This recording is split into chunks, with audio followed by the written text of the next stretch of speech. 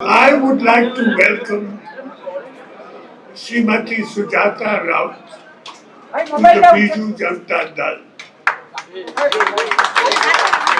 She will be joining as a simple member of the party.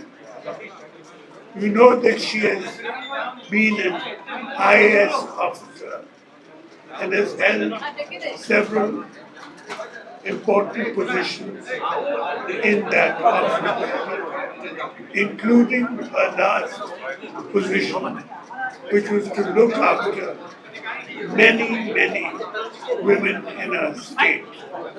I'm sure that as time passes and she gets used to her new position, she will learn to help people, particularly women.